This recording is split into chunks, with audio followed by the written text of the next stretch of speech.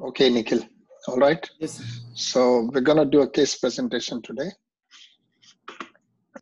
Nikhil, Yes, sir. 65-year-old patient, okay, comes with chest pain, progressive shortness of breath, and loss of weight. What are you thinking? So I like to ask certain. At present, it seems to be a malignancy. Since a loss of weight, etiology I can find, but the chest pain and progressive shortness of breath, I can make out either it's a lung pathology or is there any cardiac element for progressive shortness of breath? So I wanted to ask certain questions. Okay, so what sort of questions do you want to ask? Go ahead and ask a few questions, specific questions. How much weight have you lost? About 10 kilos in the last 6 months. Last 6 months. And the patient says, if the patient says, I'm not sure how much weight I've lost, so how do you estimate weight loss? So I'll ask him whether he is finding any looseness of his clothes. Excellent. That's a good way to ask. Okay, good. And second thing is the amount of food they are consuming. Okay. So yeah. So yes, he's lost of weight. I've lost about 8 kilos in the last 4-5 months. Yeah. And have you decreased your appetite as well? Yes. And regarding chest pain, is it on which side, right side or left side? It's on the left side. Left side. And when it's a continuous or it's a comes and goes? No, it is actually now pretty much continuous and it's radiating to the back. It's going to the back. Is it going to, okay. And since how long you are suffering from this chest pain? Last 2 or 3 months. Which occur first? You said it's these are symptoms since last 6 months. I was getting intermittent shortness of breath, but once the chest pain has come, I'm finding that I can't walk now a long distance.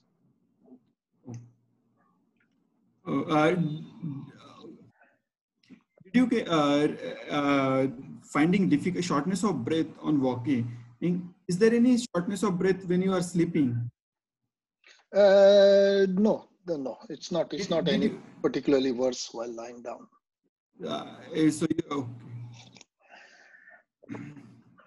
And regarding this pain, I'll go back to pain. Does pain occur more on when you inspire or do chest exercise like that? No, it's now almost continuous. It's almost continuous. Very uncomfortable. Right now, but how it starts with? Was it intermittent? It was intermittent.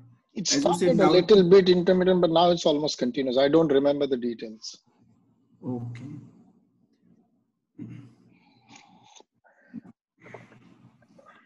And along with this, do you have any abdominal pain or bone pains? No. Is there any fever? No. Is there any blood coming? Blood in your sputum? Do you have cough? No. No. Never blood in the cough anytime, once in a while? No.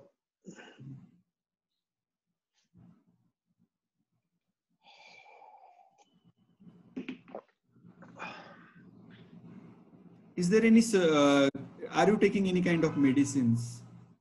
Yes, I have a history of hypertension and a history of diabetes, and I also take an aspirin. So I take oral antidiabetics, I take a candesartan, and I take aspirin. Okay. And for OH, for a hypoglycemia, for a diabetes, we should take medicine? Metformin and glycoside.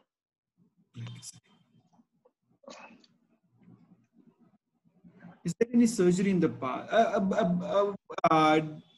Have you ever been suffered from a chest pain because of the cardiac element, like this medicine, aspirin, which is started? No. I've never had angina. You never had an angina. Aspirin was started for prophylactic. And since how long you are taking? Since how long you are taking? 5 years. 5 years, both diabetes and hypertension. Yeah. Is there any surgery in the past? No surgery in the past. Are you allergic to any medicine? Not allergic to any medicine. I like to ask what kind of work you do.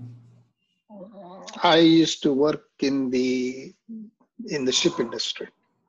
Yes, shipping industry. Can you tell me in the shipping industry whether you are in the, I mean, at a corporate office or you are in the field? I was in the field in the shipyard. I'm more interested what kind of work you were doing. We were building ships. Building ships. Okay. And since how long you are suffering from, I mean, working in this industry? I retired in shipping industry. Started working at 18 and retired at 62. 62. Is there a same kind of symptom to your family members having? I mean, your wife or your? No. Is there any relative who had a first degree relative who had died because of cancer or something? No. Do you smoke? Yes, I used to smoke. When did you last? I mean, you used to smoke. When you quit the smoking? I think about 2 or 3 years ago, I stopped smoking, but I have smoked quite a lot since I was a child. So since I was a young teenager, so about 15 cigarettes a day, 15 to 20 cigarettes a day. 15 to 20 cigarettes a day for around 40 years you are smoking, approximately. See, we are now 10 minutes into the discussion, okay? Yes, in sir. an exam, you will not get 10 minutes, okay? So you got to be very precise and very quick. So I'm watching the time and I'm watching you. I'm giving you all the answers you're asking me. But we are almost 10 minutes into the discussion and we're still on history. So you need to either summarize the history or finish the history. Until and unless you have a pattern ready in your mind, your questions will not flow, okay? Yes, I think you've asked most of the major questions, but you've taken a long time to ask them. So I would rather that you have a pattern ready in your mind, how the history goes. And then very quickly, 1, 2, 3, 4, 5, ask me relevant things because, examinations are all adult things. And particularly for FRCS, you don't have that much time. Okay, so ask relevant things and ask specific things. So just summarize this history for me, please. So 65-year-old male working in the ship industry, having continuous left-sided chest pain since 3 months, progressive shortness of breath and loss of weight, with a history of diabetes mellitus and hypertension and smoking, likely to suggest a malignancy. A case of respiratory malignancy. Okay. Do you know if I have TB or no TB? Sir, any of these symptoms can match TB symptoms? Yes, sir. All of them can match TB symptoms. So you didn't ask me anything about TB. Yes, it's sir. very important. It's in a respiratory case. If you don't ask me about tuberculosis, I will not be pleased with that. Okay, so you have to ask me about TB. It's quite important. Okay, all right. So fine. What investigation you want to do? Quickly. Don't waste time now. Just get on with it because we have lots to discuss. So the chest X-ray. Okay. Chest X-ray. Chest X-ray showed some haziness on the left side. Haziness on the left side. I'd like to have an ECG also along with this. Okay, ECG is normal. Normal. There is a haziness. I like to have a serum creatinine and CCT chest. Okay, so my blood tests were all okay. There was no problem. And I had a CT scan, and this was the CT scan. This is just one snapshot of the CT scan. I don't have more images, but this is one snapshot of what was there on the CT scan. Yes, there is a pleural thickening with nodularity. The pleural thickening involving the mediastinal pleura, and the parietal pleura as well with yes, and there is a contraction of the chest. Any comments on mediastinum or the other side?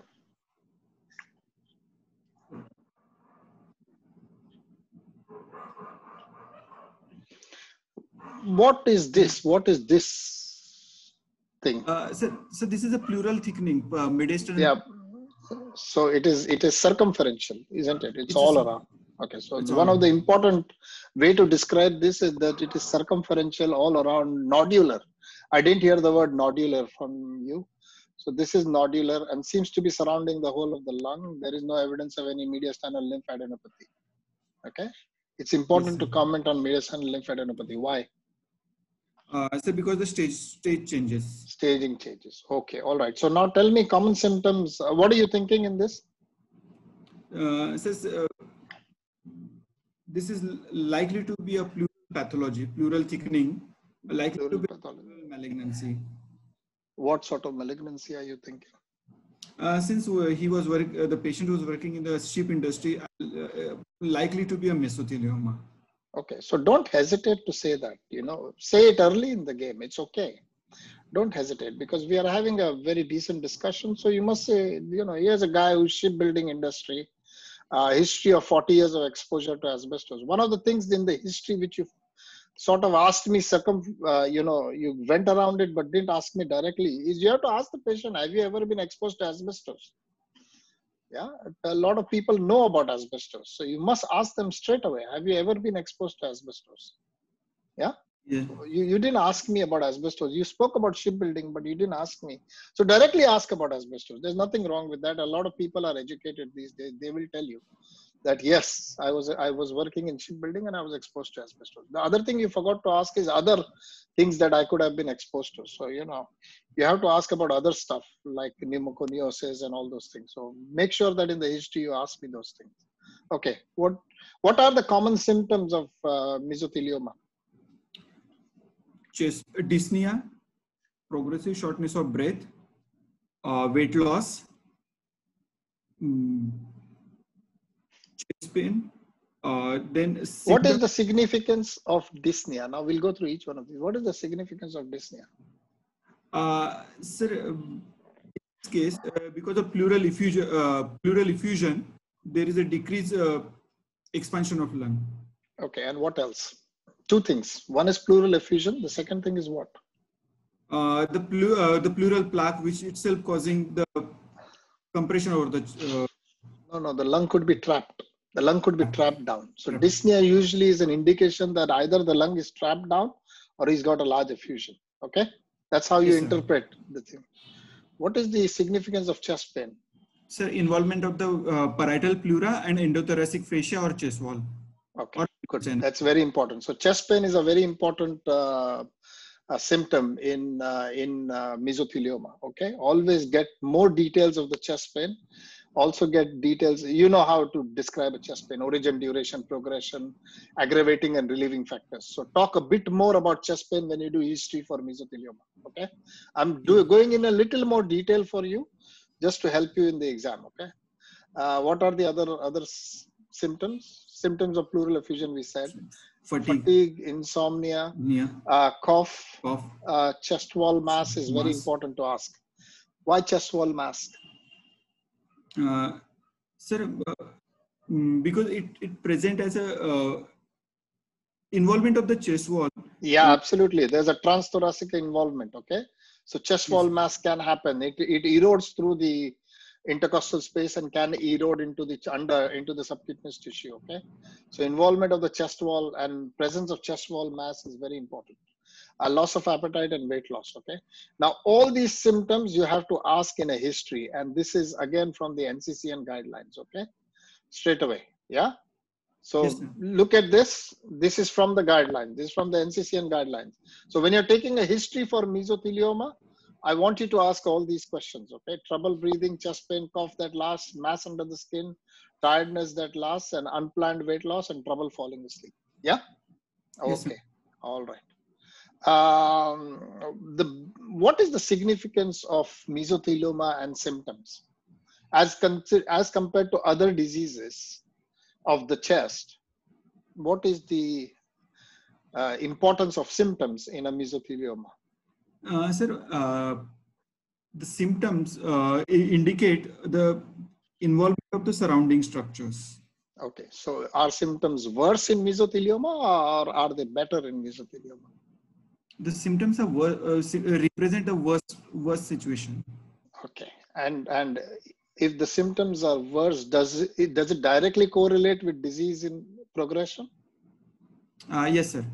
So that is absolutely correct. That's the important thing to remember in a mesothelioma. Okay, higher the symptoms, it has the highest symptom burden than other cancers. You know, lung cancer can be there for years together, and you may not even have any symptoms. So whenever a patient with mesothelioma presents, the symptom directly correlates with the burden of the cancer. Okay, so symptoms appear very fast in a mesothelioma. So in more ways than one, it's good that you are able to diagnose better. The other important thing about symptoms in a mesothelioma that you must remember is that this is probably one of the only cancers where symptoms may be present even without metastasis. Okay, just the local presence of a tumor may actually cause the problem, and symptoms may be present without metastases. And the third thing which you always have to remember, which we discussed earlier as well, which you said very clearly, and I was very happy, is that chest pain and dyspnea could all represent local disease and local infiltration. Okay, all right, well done on the history, very well done. This is how I expect you to go through a history. But only problem which I found in your thing was you took 10 minutes to ask me a history. So next time you do this case again with me or with anybody else, within 2 or 3 minutes your history should finish. Okay, and bang bang bang, all those symptoms which I showed you, this slide, the previous slide which I showed you, this should be asked. Okay, this is guidelines again. So I'm trying to teach you what is expected in the exam. Okay, Yes, is it sir. making sense? Yes, sir. All right, okay, now tell me, what are you going to do? How are you going to investigate this guy? So like to do a biopsy, image guided biopsy or thoracoscopic biopsy. No, just talk about a mesothelioma. How do you investigate a mesothelioma? So you started off very well with a chest x-ray and CECT. I agree with you. Yes, sir.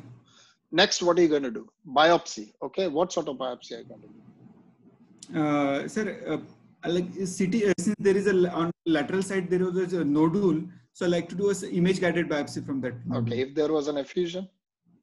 Then pleural fluid for malignant cytology.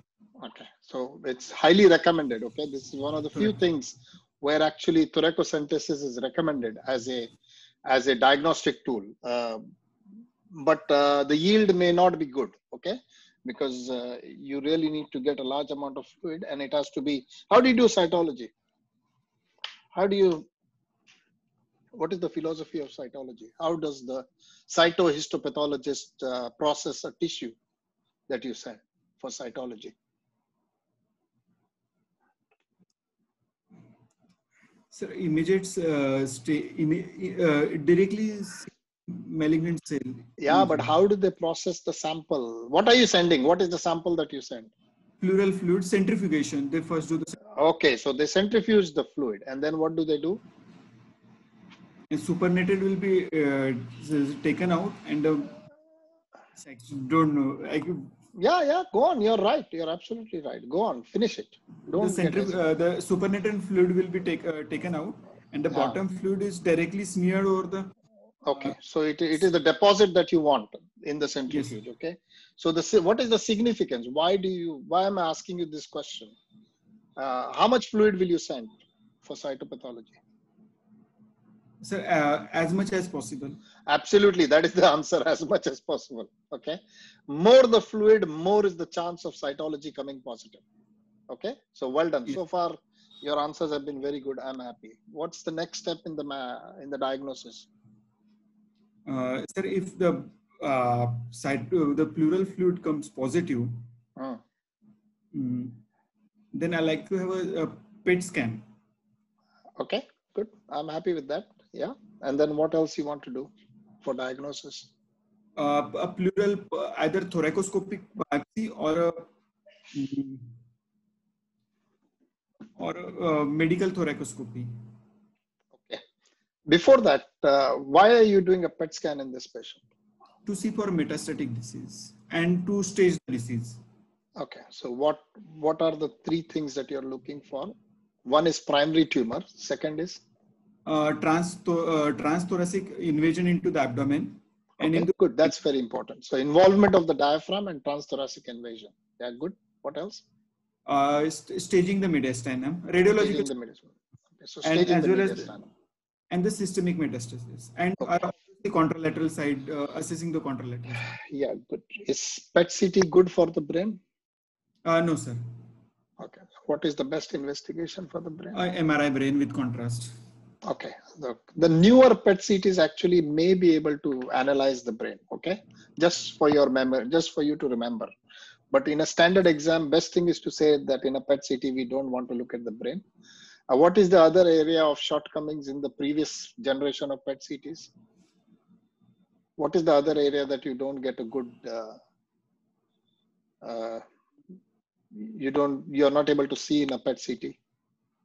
Nowadays you can, but in the previous generation, what you could not see? One was the brain. What was the other thing?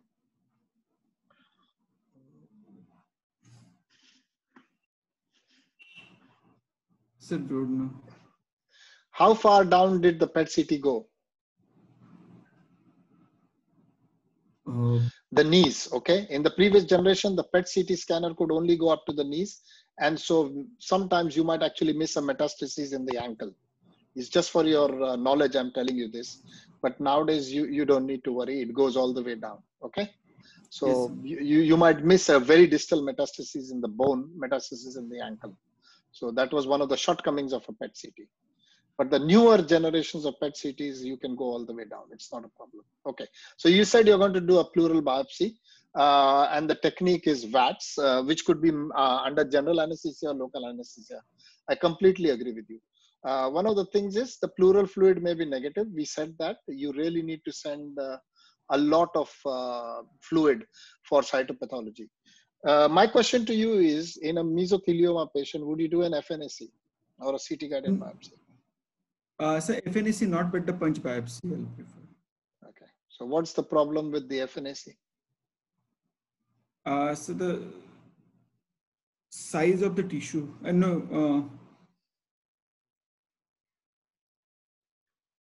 So I'll come back to the previous point here. Okay. I'm coming back to this pleural biopsy. Okay. You said you want to do pleural biopsy. Where will you biopsy?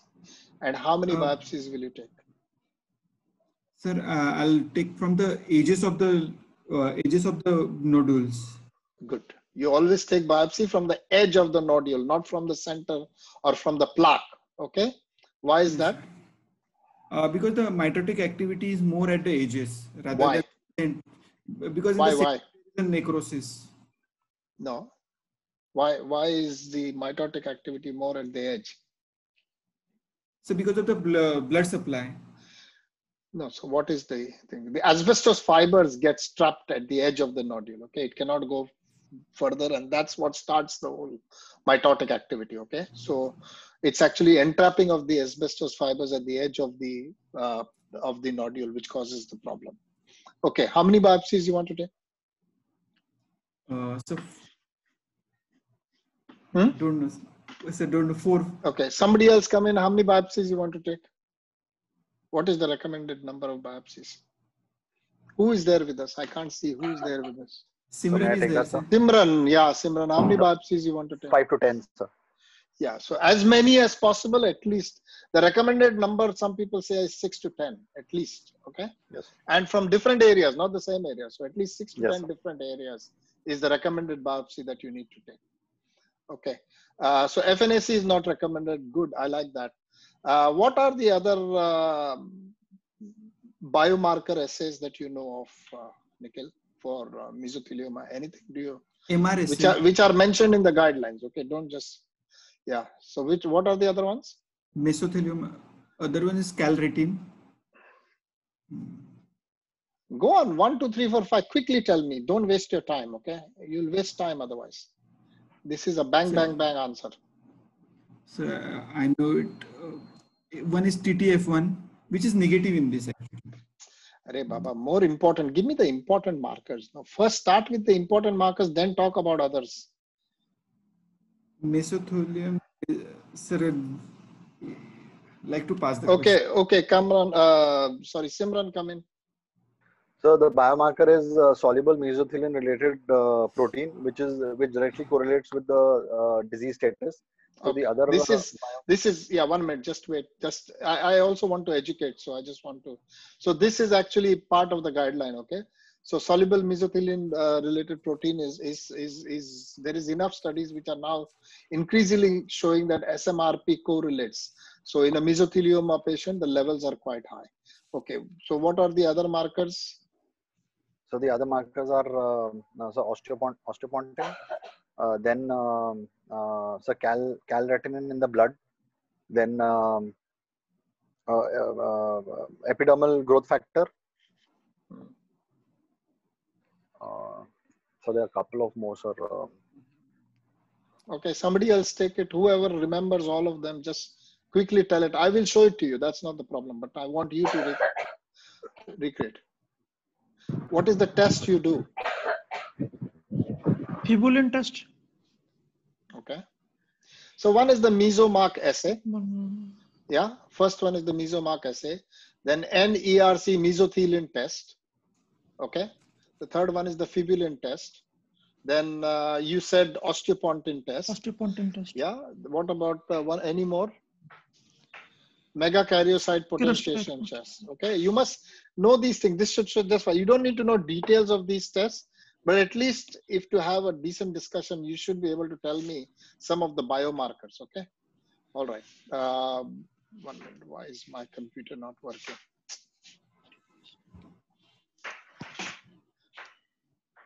Okay. ATHGG, estrogen receptor beta, epidermal growth factor, EGRF, we said that. Sorry, this should be a closed bracket, not number 9. EGRF, osteopontin, calretinin. Okay. All right. This will come in an MCQ, by the way. Hello. Yes, For sir. all the part 1 guys, this is in the MCQ. Okay. So that's why I'll show it to you again.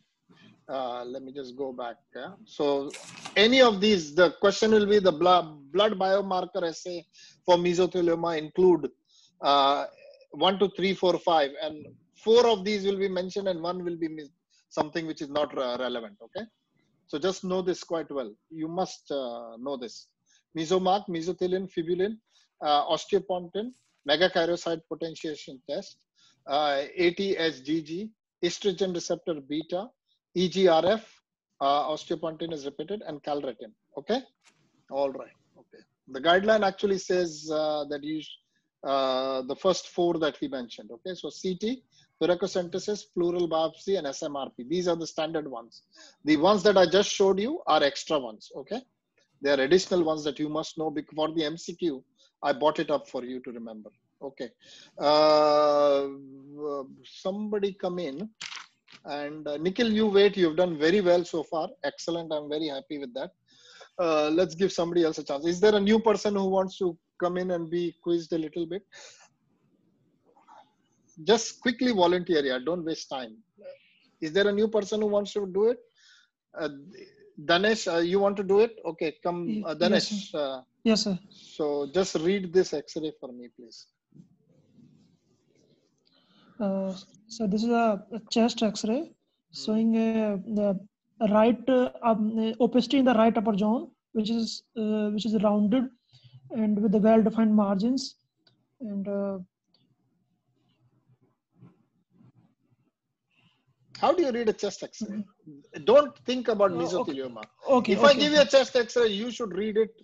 Yes. Okay. A standard way for all chest X-ray. It doesn't matter what I show you. Okay. So just read a chest X-ray for me. This is a chest X-ray of the Mr. X, the PA view with the well penetration with the well centralized. So well centralized, well exposed, or poorly exposed. Well exposed. Next. Yes, okay. Next. And the CT ratio approximately 0.5, and all heart all borders of the heart are normal, no cardiomegaly, and bilateral CP angles are clear. There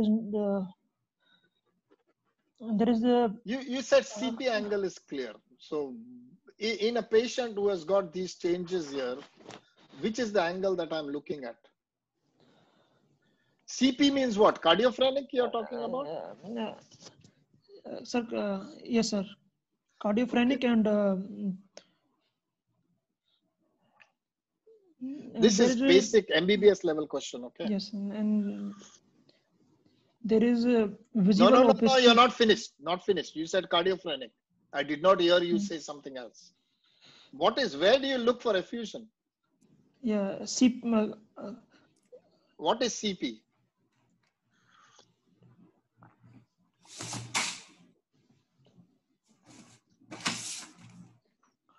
Come on, my boy. come. This is exactly what happens in the exam, okay? This is exactly what happens in the exam. You know, you are, I know you, you're an MCH in cardiothoracic surgery. And what happens is I put you on the spot and you completely forget what the hell CP stands for. Okay, that's why you need to practice. So, costophrenic. Costophrenic. Costophrenic. Okay, the word I'm looking Yes, for is costophrenic. Costophrenic. Why am I looking for costophrenic? Because there may be effusion and there may be blunting of the costophrenic angle So because of the blunting of mesothelioma. the costophrenic. How much fluid is needed to blunt the costophrenic angle? Roughly 300 ml, sir. Anybody has a different answer? 150 ml. Okay. Anybody has any different answer? More? 250 ml. Anybody can answer. Okay. How much fluid is needed to blunt the cardiophrenic or costophrenic angle? 500 ml in adult. 100 ml. 500 ml in adult. That's the answer. Okay. And in a kid? Simran, in a kid? So 10 ml per kilo. What does that mean? 50 50 to 100 ml. 50 to 100 ml in a kid, and in an adult, usually, if you've got blunting of the cardiophrenic angle, then usually indicates that that's about 4 to 500 ml fluid there. Okay. All right. So this is a simple question. Okay. This is not a difficult question, but I am putting you on the spot deliberately. Describe the pathology now. Just only describe the pathology to me. I'm not happy with the description. So describe the pathology to me. So there is a visual opacities in the. There are multiple visual opacities in the right upper zone of the lung, which is the uppermost is a rounded shape, well-defined margins. So what is the word I'm looking for? Radio opaque and radio opaque. global. What is this? Rounded coin shape. What is this? What is the word I'm looking for? It's easy for me to just go ahead and not quiz you, but it is important. Some points I have to make to you. That's why I'm not moving ahead till you tell me what is the word I'm looking for. Globular. How did Nikhil describe the? What do you see when you put in a VATS in a mesothelioma? What do you see?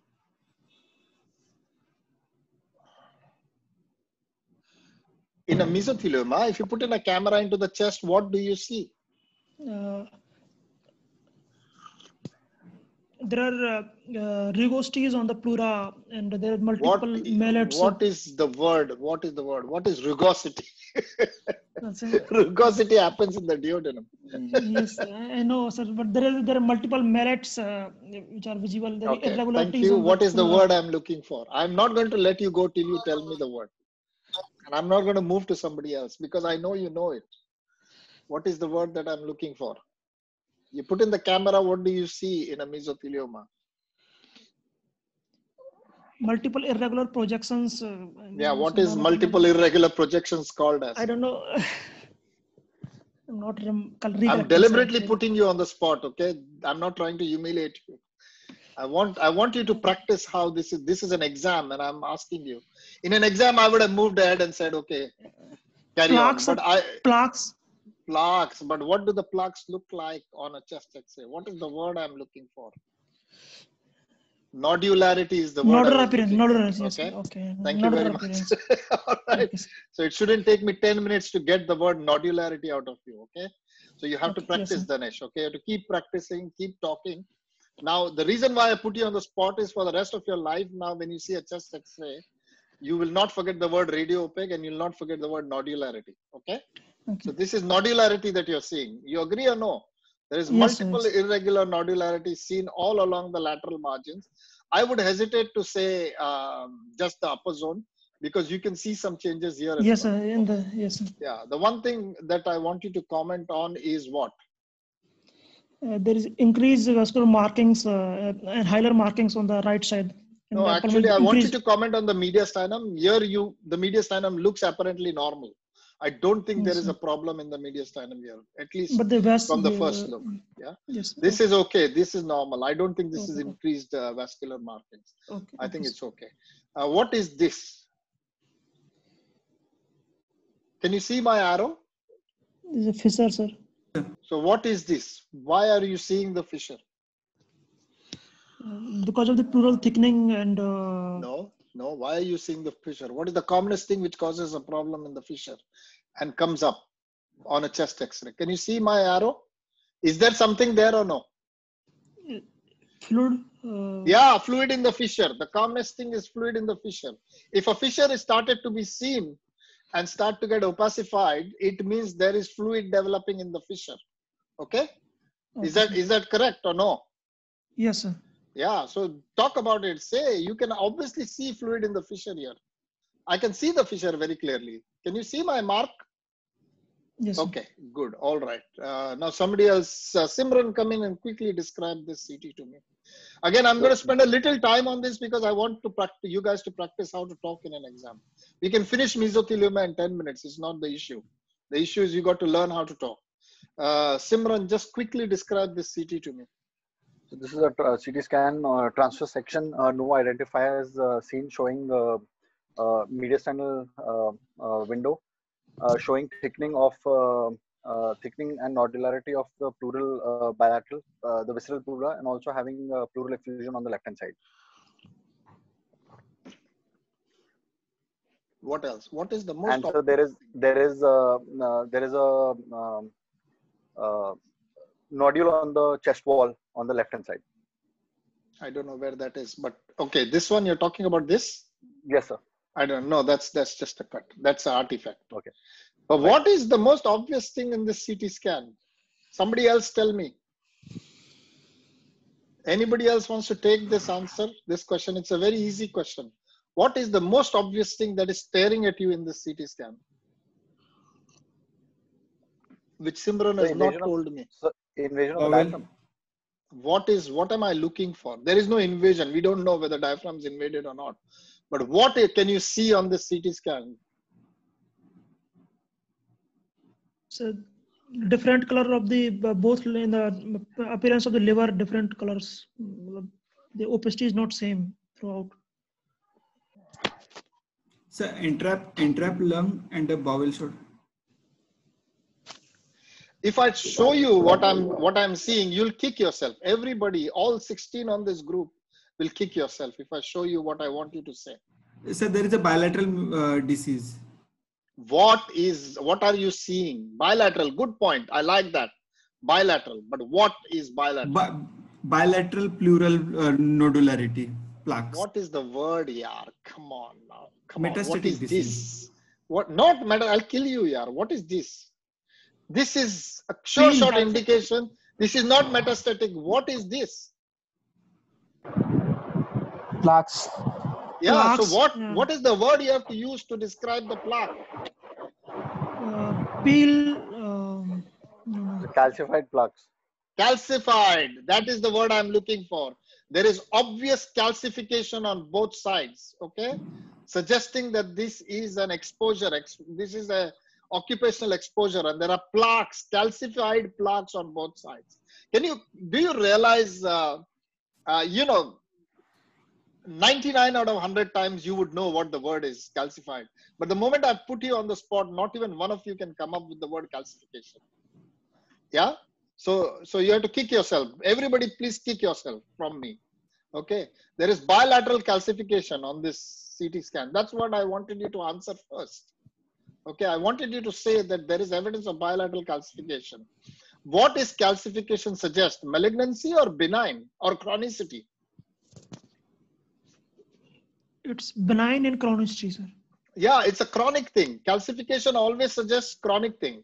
I'm not saying that this cannot be malignant, but I'm saying whenever you have calcification anywhere in the chest, it always suggests that this has been there for a long, long time. You agree or no? Yes. Yes or no, guys? Quickly give me a feedback and I'll move on. Yes, okay. Sir. Yes, sir. All right. Yes, so -1 to everybody for not saying the word calcified plaques on both diaphragms. That was the word I was looking for. Is it obvious or is it subtle or what? It's obvious. It's obvious. Thank you. All right. Okay. Come on, quickly now. Quickly describe this. Who wants to take it? Do we have Biswarup with us, or do we have any international guys who want to participate? Anybody international who wants to participate? I'm happy for anybody to step in and take this CT. It's a good experience for you to practice with me. Salman. Salman, are you there or not there? Salman has decided to shut off for this. Soumya, you want to take it quickly?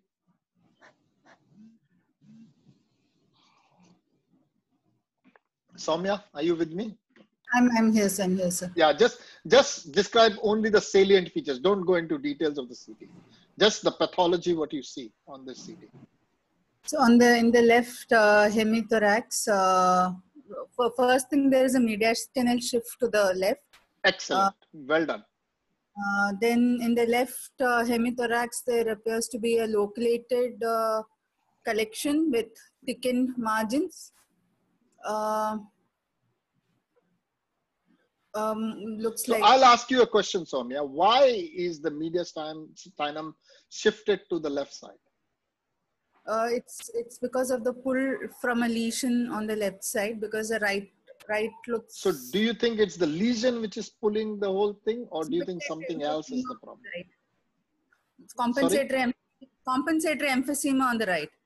Yeah, compensatory hypertrophy. Don't use the word emphysema. Compensatory hypertrophy on the right. That I agree with you. But why is the left side?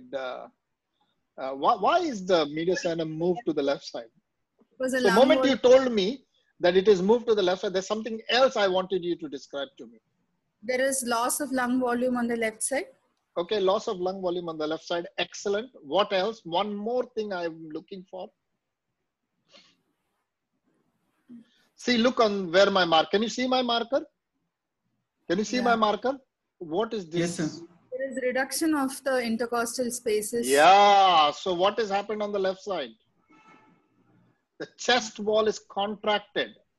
Yeah. Can you see that? So the word I was looking for is there is crowding of the ribs on the left side. Can you see this? See here in this section, the ribs are nicely spread out. Okay, there's a lot of intercostal space, but here all the ribs are crowded. Okay, so the word that when you describe this pathology to me, I love the way you said that the mediastinum is moved to the left side. This is secondary to crowding of the ribs on the left side, probably a fibrothorax that is happening on the left side. You understand what I'm trying to get across? Yes, sir. Okay, go ahead. Anything else you want to say? What's inside here? Thickened pleura with collection, homogeneous, no loculations.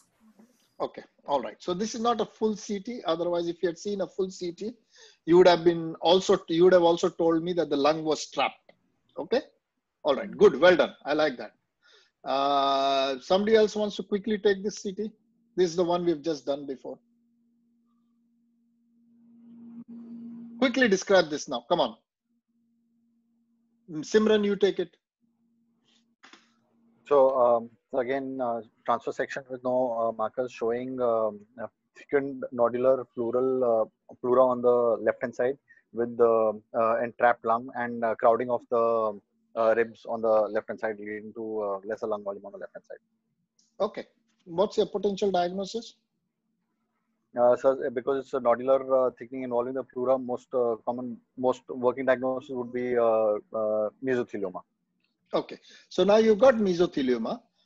You're suspecting mesothelioma. You've done a VATS biopsy, and it is now come back as mesothelioma. Okay. So what are the other tests that you would do for this guy?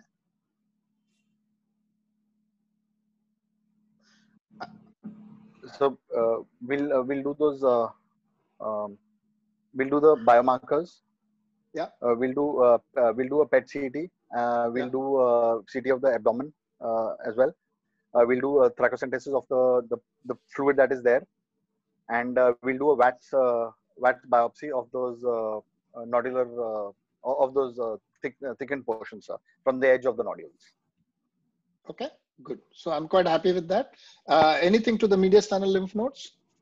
So we'll do an EBUS FNA for the nodes. So this is the list. Okay, this is the list of pre-treatment evaluation. Okay, so this, you must know this list quite well. And sometimes you must also add that you might do a laparoscopy for transdiaphragmatic extension.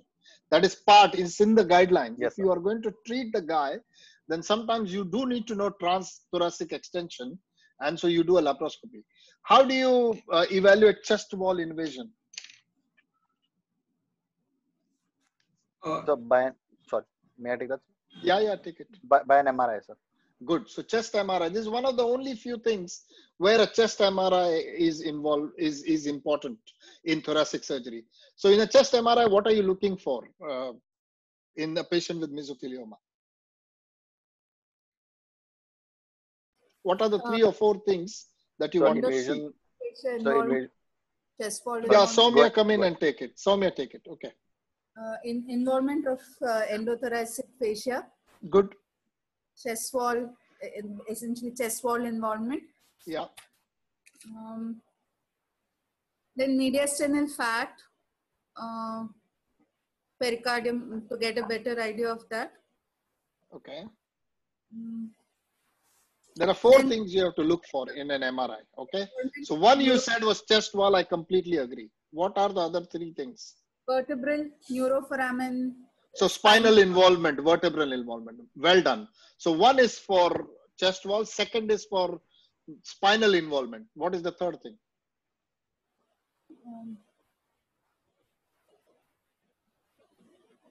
Transdiaphragmatic.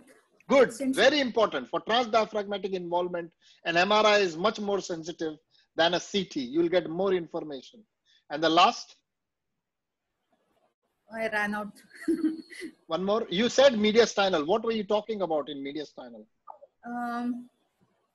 Great vessel. No. Yeah, vascular involvement. Okay.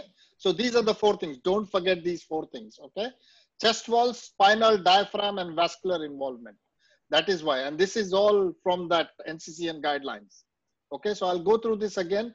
Whenever you have a case of mesothelioma in the exam, start off with CT. Don't forget abdomen and pelvis. So in your investigations, I don't know, Nikhil, if you said abdomen and pelvis or not, but if I was you, I would say CT, chest, abdomen and pelvis. Always is better. Okay. In any malignancy, it's better to say chest, abdomen and pelvis. All right. Don't forget FDG PET. We spoke about that, and we do that before surgery always, because you don't want to muddle the waters with surgery. Okay. And then VATS, we spoke about diagnostic biopsy, and laparoscopy can also be used for peritoneal invasions. We spoke about EBUS for mediastinal lymph nodes. We spoke about laparoscopy for transdiaphragmatic extension, and we spoke about chest MRI for the 4 things that we spoke about. Okay. All right. Everybody happy with this? So this case, when you get a case like this, it's actually absolutely cracking case. You can really fly with this, and everything that I told you can be relayed to the examiner in under 5 minutes. Okay. So the symptoms are very well laid out. The investigations are very well laid out. The biomarkers are very well laid out. These are the 3 important slides of everything that we have discussed so far. Okay. Is that all right with everybody or no? Are you understanding what we are saying? Hello? Yes, sir. Everybody's okay, or is it getting too detailed? Am I getting crabby? Okay. All right. So now come on and do TNM staging of a mesothelioma. Nikhil, you want to take that? Just quickly tell me. Yes, sir. TNM staging of mesothelioma. Okay, before I talk about treatment, how do you stage your mesothelioma? By TNM staging. Okay, so what is T1, T2, T0, whatever? Tell me. Sir, TX tumor cannot be assessed. T0 no evidence of tumor. T1 involvement of the parietal pleura with ipsilateral parietal pleura with or without invasion into the mediastinal pleura or a diaphragmatic pleura. T2 involvement of the ipsilateral parietal pleura with invasion of the mediastinal and diaphragmatic pleura with or without trans diaphragmatic muscle involvement or a mediastinal fat involvement.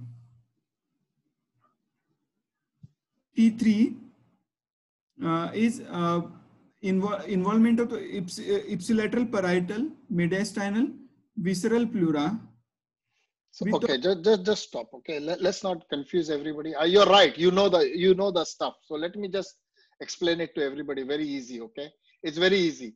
T0 is no tumor. Okay, that's one. Any pleural involvement, visceral, mediastinal, diaphragmatic pleura is T1. Okay, it should be limited to ipsilateral. That's all you have to remember. And it is the parietal pleura. Okay, parietal pleura. Can you see that? Parietal pleura, ipsilateral. Any of these are involved. Parietal pleura, that's T1. Okay.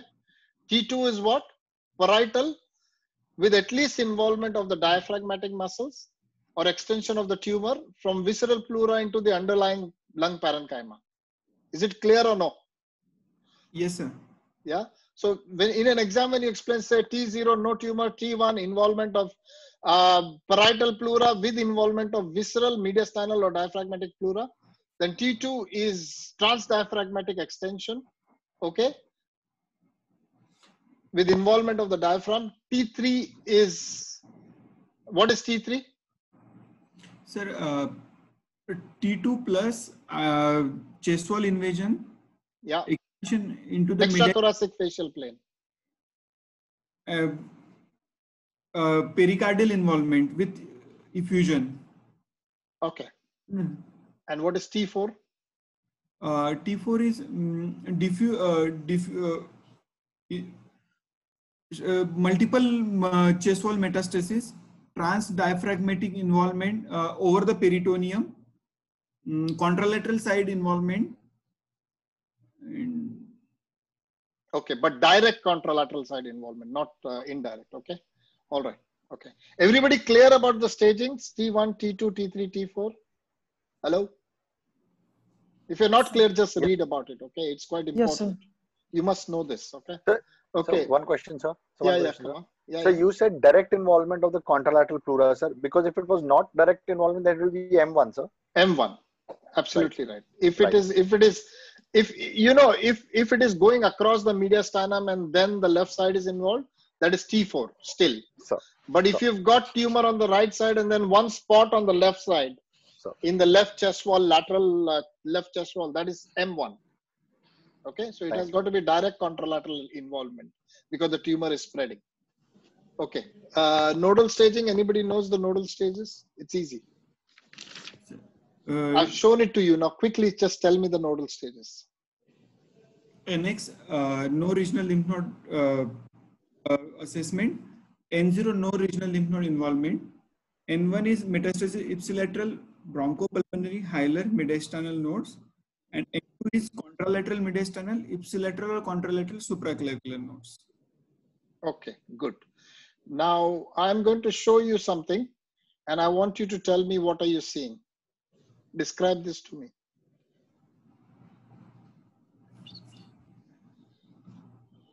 This is the VATS image. This is the thoracic image showing multinodular.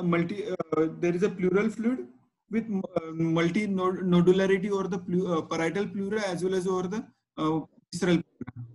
Yeah, and what is this? Pleural fluid, sir. What color is it? Straw color.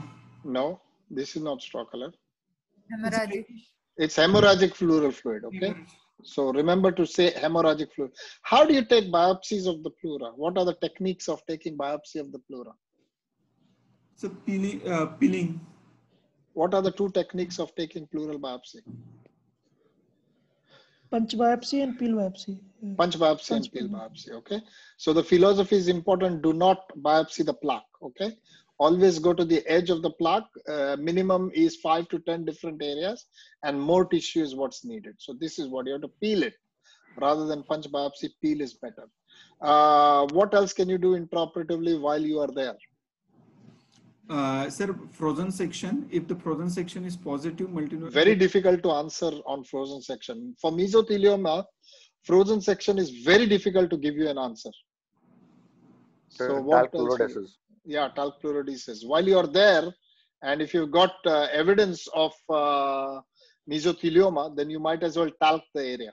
Okay, because that will give patients symptomatic relief. Okay, all right.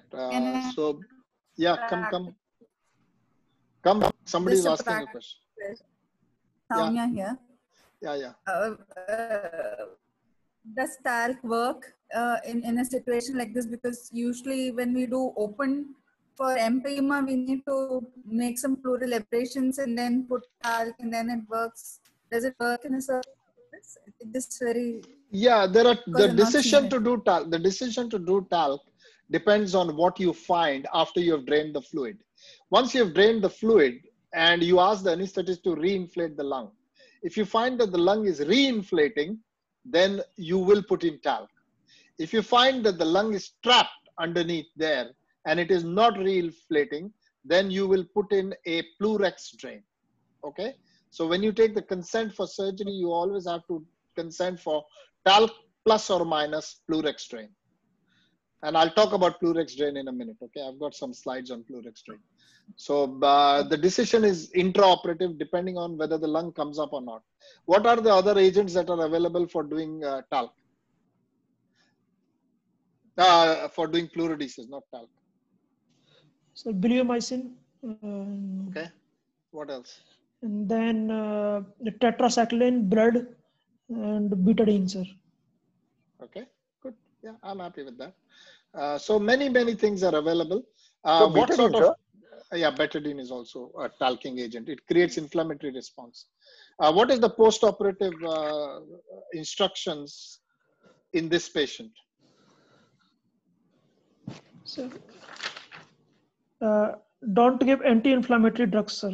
Okay, so don't give anti-inflammatory drugs. Why? We have to Why?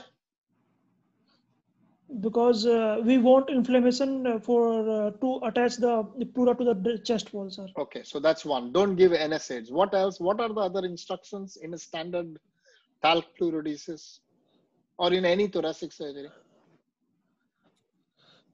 So the change of the position. No, that is change in of position bedside every pleurodesis. 15 minutes. No, that's not correct. That is in bedside pleurodesis. This is surgical VATS. What is the post-operative instruction for a patient who undergoes VATS? With a chest drain. Here's the chest drain. So continue. Negative suction. Okay. So drain on suction. Suction, in this situation, suction will work very well. Okay, what else? Come on, this is a standard exam question, Viva. What do you write for post-operative orders for a VATS patient, not mesothelioma, for a VATS patient? Come on, quickly. Finish it off quickly so that I can move on. Incentive spirometry. Arre Baba, yaar, you've just finished the operation.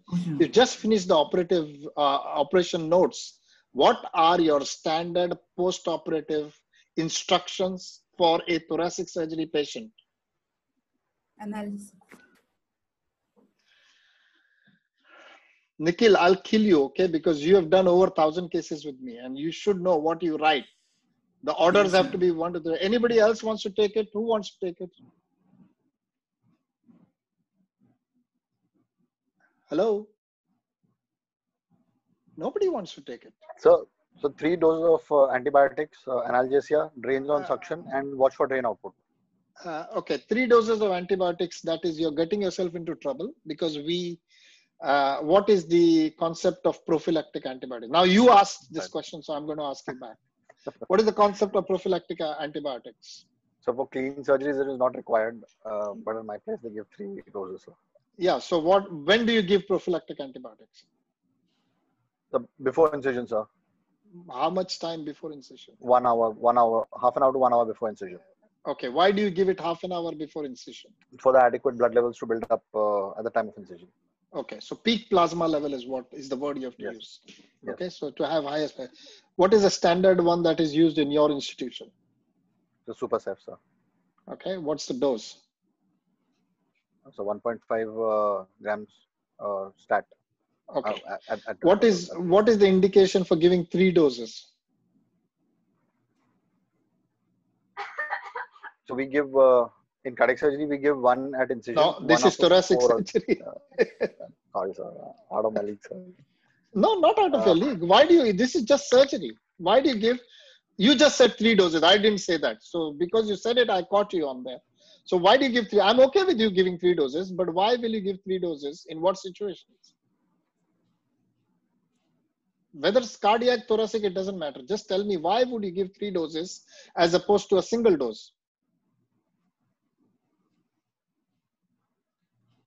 Oh, come on, man. This will happen in the exam all the time. We will deviate to something very, very generic. And there is no trick in this. I'm not trying to trap you. At any point, I'm not trying to trap you. I'm just having a simple adult discussion with you. When will you give 3 doses as opposed to a single dose?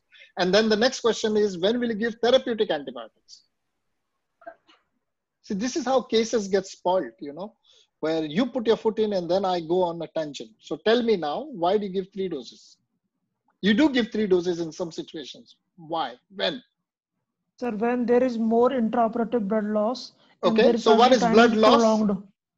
Prolonged surgery. Surgery time is prolonged surgery. Prolonged surgery. Number 2, intraoperative blood loss and? Sign of infection you notice.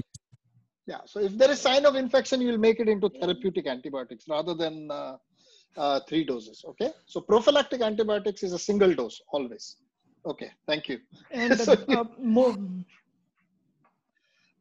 Okay, so now, yeah, you were saying something, Danesh? Yes, when there is more blood transfusion is given. Yeah, we said that. So we said that when there is blood loss and you've given blood, you always want to give. So any surgery, what is a prolonged surgery? What is the cutoff time? 3 hours. Yes. Yeah, 3 to 4 hours. Okay. 4 anything hours. more than 3 to 4 hours. 4 hours is what we normally say. So anything more than 4 hours, you need to repeat the dose of antibiotics because you want to get peak plasma levels again. Okay. All right. Somebody tell me, what are the risk factors for mesothelioma? As many as you can. Okay. And I'll go through it quickly. I want to stop here. Is it making sense to everybody, or are you getting pressurized by these stupid questions? No, sir, not at all, sir. Not so good. Others who are there on the group, are you guys understanding or no? Just give me a quick feedback. Switch on the phone and give me a quick feedback. Switch on your microphones. Yes, sir. Yes, sir. Yeah, it's going okay, because this is how the exam goes. I'm bored here. 10 people are answering the same question. I'm fed up. So I'm looking for a chance to move a little here and there. Okay. So when you spoke antibiotics, I was very happy to catch you up on antibiotics. Okay. This is how discussions go in an exam. You should be prepared. But at no point are we trying to trap you. At no point are we asking you questions which are not relevant. So you have to be ready to come up with answers on the spur of the moment. The moment the discussion goes here and there, because it's not a difficult question. When will you give 3 antibiotic doses as opposed to 1 dose? It's a very standard question, nothing different about it, okay? All right, whether you do it in cardiac or in thoracic, it doesn't matter. But you must know why you do it. Okay, some risk factors, quickly. Let's finish this quickly. Can I tell? Yeah, please do. Yeah. So asbestos exposure, smoking, genetics, then semen virus 40, and some, yeah, keep talking. Burqa gene, yes, Burqa gene, and RAS F1, Simian virus 40. So you said simian virus 40. I'm happy with that. But smoking directly is not a risk factor, but smoking plus asbestos Smoking with asbestos is supposed yes, to be a risk factor. BRCA, this is actually an MCQ. That's why I bought this for you. Okay. So please go through this very carefully. There's one more list here. So go through this, and this comes in the MCQ. Erionite is also there. Okay. Remember this erionite. Okay. Ionizing radiation for Hodgkin's lymphoma is also mentioned. Again, this is from the guidelines. This is not something I made it myself. This is all from the guidelines. So what are the types of asbestos that you know of? So, ampholyte fibers and one more, sir. Ampholyte and... This is also MCQ. Yes, sir. The ampholyte fibers are the risk factors major because they are insoluble fibers. What is the other one? Sir, crocidolite. Crocidolite. Thank Chrysolite. you. Yeah, Crocidolite. What is the third one? Amosite, which is brown asbestos. Excellent. Amosite, which is brown asbestos. Chrysolite. What is white asbestos? Chrysotile. Okay. All right. And so these cause chronic inflammation, okay, fibrosis and plaques. Okay, thank you. Simian virus, anything wants to tell me something more about this paper? There is a paper here which has spoken about it. Well, this, let me just tell you about it. There is some evidence that it stimulates growth factor, okay? So asbestos is directly related with increases the action of the simian virus 40. And so there is a correlation between asbestos. So you cannot just get mesothelioma directly with SV40. But if you have mesothelioma along with exposure to asbestos, then there is evidence that it could cause mesothelioma. Okay. All right. Now, next question is, what are the histological subtypes of mesothelioma? Somebody take it. Where is Biswarup today? He's not there. Any of the international guys want to take it? Yes, sir. Can I take it? Yeah, please. Dr. Raza, please take it. Yes, sir. Sir, histological types are epithelioid, that has the better outcome, and sarcomatoid and mixed type. Yeah, okay. So epithelioid, sarcomatoid, biphasic, which is epithelioid and sarcomatoid together, and desmoplastic. Okay. So these are the four types. This is again an MCQ. All right. Can we use screening for mesotheliomas? Is there any evidence to suggest that screening is good for mesothelioma? No, sir, there is no role of screening. Actually, screening, there is no role. We have nothing to show that low dose CT improves mortality. Okay, so there is no evidence of screening in mesothelioma. Why do you always need to do a biopsy? Dr. Raza, I'm happy a new guy has come in, so I'll ask you, why do you always need to do a biopsy in a suspected case of mesothelioma? Whether sir, cancer or not cancer, why do we always want to do a biopsy? Sir, because there is histological proof that if there is an epithelioid, then it has a better outcome. Okay, more other reasons why you would do a biopsy? Sir, for the... I agree with your answer. Any other reason why you would do a biopsy? Immune histochemistry and... Yeah, I agree with you. That is for diagnostic purposes. I agree with you. Why else would you want to do a biopsy in mesothelioma? You'll find, Dr. Raza, do you work in the UK or do you work overseas? Sir, I work in Pakistan.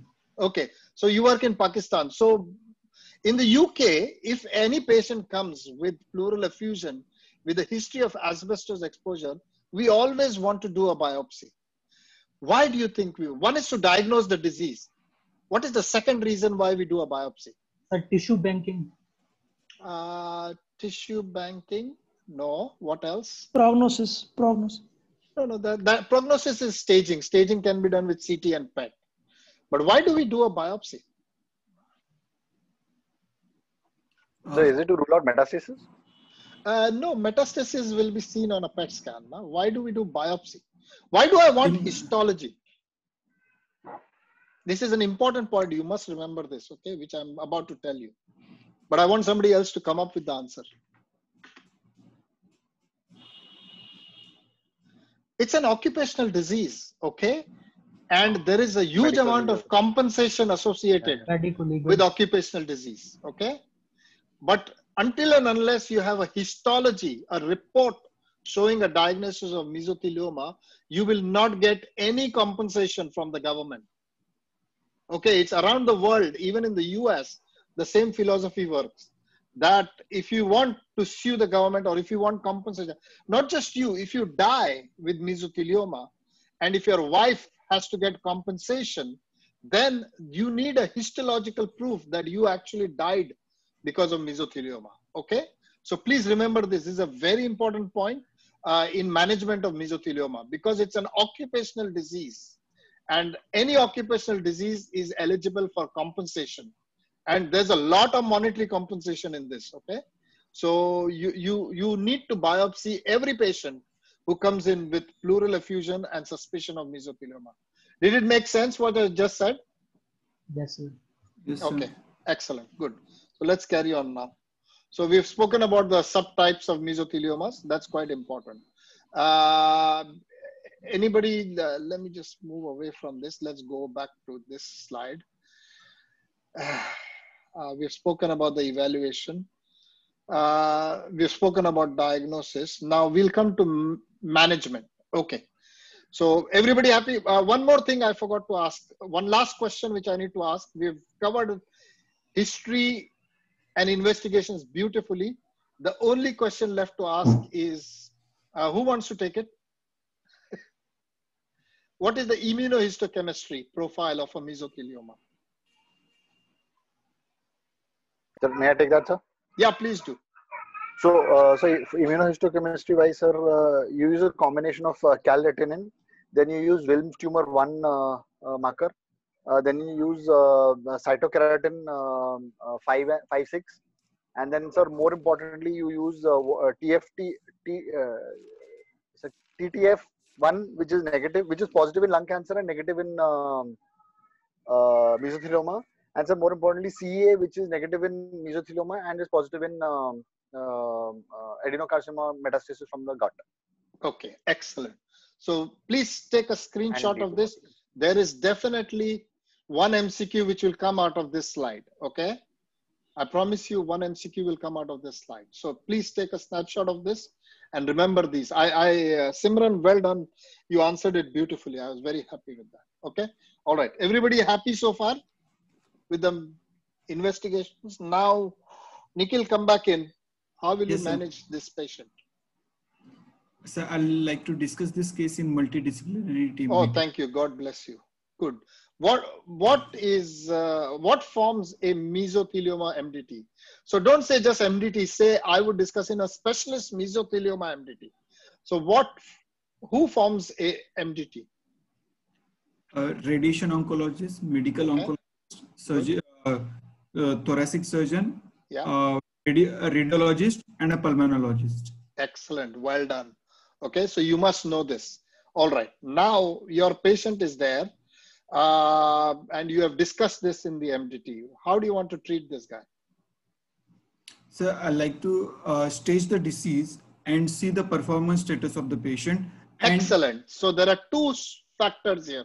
And in mesothelioma, it's even more important. So fitness for surgery is very, very important. And operability is very, very important. Well done, Nikhil. Okay.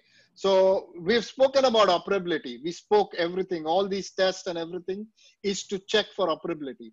What about fitness for surgery? How will you assess fitness for surgery? Really quickly. So the cardiac fitness and good. Cardiac fitness by ECG, 2D echo, and if there is any past history, then I like to do a cardiology consultation, and if required,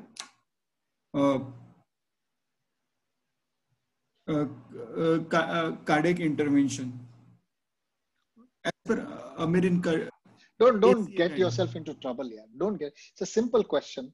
Just talk about cardiac fitness, respiratory fitness, and general fitness. Okay, which includes routine bloods and stuff like that. Okay, that's all. That's all that the answer is. Okay, now let's get into this. What are the surgical strategies available for management of mesothelioma?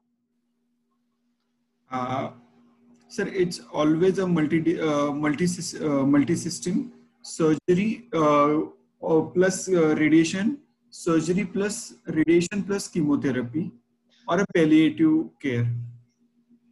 Okay. So it is always a multi-modality management, never ever done as a single therapy. Okay. So surgery usually is never done alone. So now we'll talk a little bit about details of the surgery. Okay. So who are the ones whom you will offer surgery? Sir, clinical stages, a good performance status, clinical stage 1 to 3 with epithelioid histology. Excellent. Very good. Very good. What is the role of radiotherapy in mesothelioma? Sir, it is used as an adjuvant therapy or neoadjuvant therapy. Okay. And where else is radiotherapy used? In management of mesothelioma, where all do you use radiotherapy?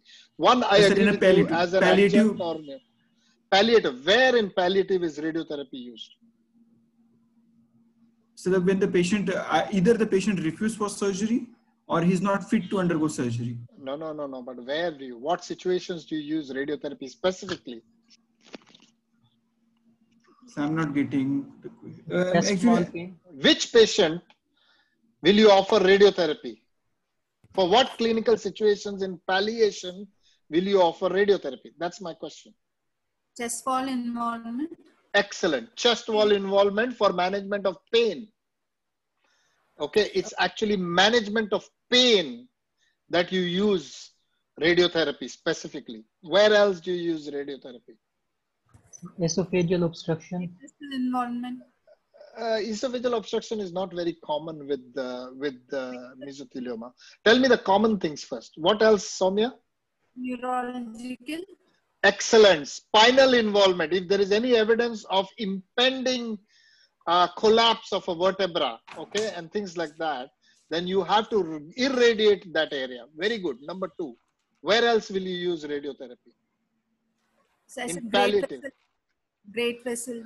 Great vessels, you don't want to get into that area because radiotherapy may cause problems. Peritoneal extension? Not that common. No, peritoneal you'll use HIPAC. Metastasis to brain.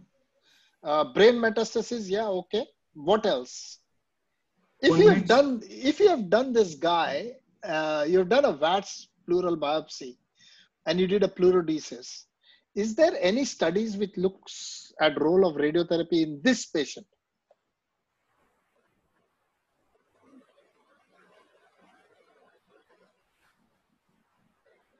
Would you want to do any radiotherapy to this patient at all?